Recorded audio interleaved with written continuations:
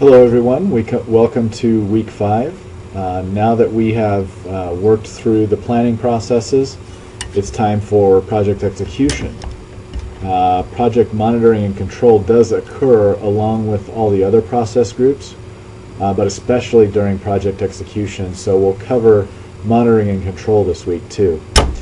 This week also has the project simulation. As it says in the overview for this week, I would encourage you to read both chapters and do the quizzes before the simulation. Then give yourself a good chunk of time to work on the simulation. There's some reading and some training videos within the simulation that'll take some time.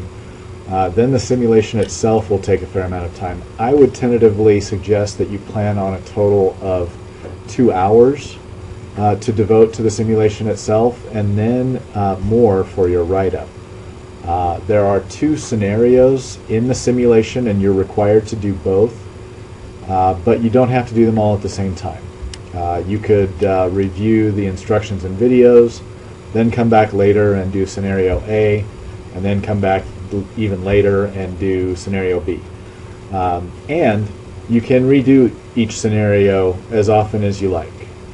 So if you did it once and you didn't like your performance, you could do it again. And see if you can improve your performance. As you work through the simulation, I will post results here in Canvas so you can see how you're doing relative to your classmates. And you may be able to see that within the simulation, although I'm not quite sure yet on how that will work. There won't be a grade. The grade for the assignment doesn't depend on your performance in the simulation.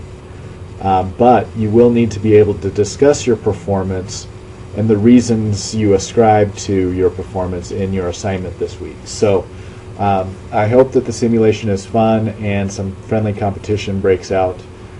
As always, if you have questions, please don't hesitate to ask, and have a good week.